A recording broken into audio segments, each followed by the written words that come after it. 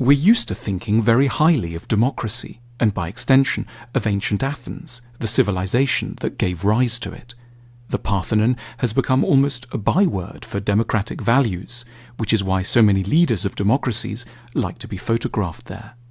It's therefore very striking to discover that one of ancient Greece's greatest achievements, philosophy, was highly suspicious of its other achievement, democracy.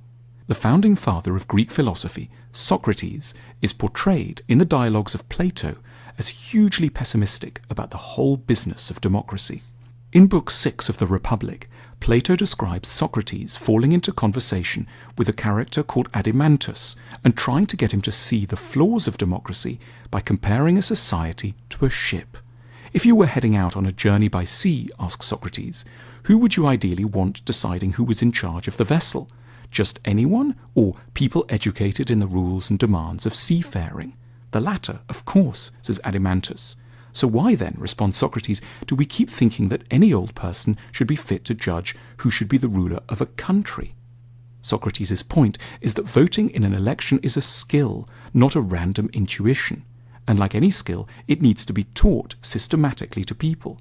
Letting the citizenry vote without an education is as irresponsible as putting them in charge of a trireme sailing to Samos in a storm.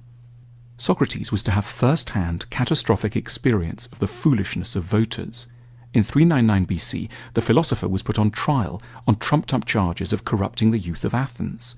A jury of 500 Athenians was invited to weigh up the case and decided by a narrow margin that the philosopher was guilty. He was put to death by hemlock in a process which is, for thinking people, every bit as tragic as Jesus' condemnation has been for Christians.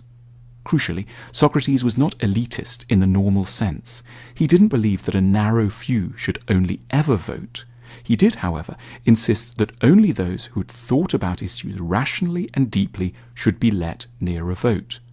We have forgotten this distinction between an intellectual democracy and a democracy by birthright. We have given the vote to all without connecting it to wisdom. And Socrates knew exactly where that would lead, to a system the Greeks feared above all, demagoguery. Ancient Athens had painful experience of demagogues. For example, the louche figure of Alcibiades, a rich, charismatic, smooth-talking, wealthy man who eroded basic freedoms and helped to push Athens to its disastrous military adventures in Sicily. Socrates knew how easily people seeking election could exploit our desire for easy answers. He asked us to imagine an election debate between two candidates, one who was like a doctor and the other who was like a sweet shop owner. The sweet shop owner would say of his rival, "Look, this person here has worked many evils on you. He hurts you, gives you bitter potions, and tells you not to eat and drink whatever you like. He'll never serve you feasts of many and varied pleasant things like I will." Socrates asks us to consider the audience's response. Do you think the doctor would be able to reply effectively? The true answer, "I cause you trouble and go against your desires in order to help you," would cause an uproar among the voters, don't you think? We have forgotten all about Socrates' salient warnings against democracy. We have preferred to think of democracy as an unambiguous good rather than as something that is only ever as effective as the education system that surrounds it. As a result, we have elected many sweet shop owners and very few doctors.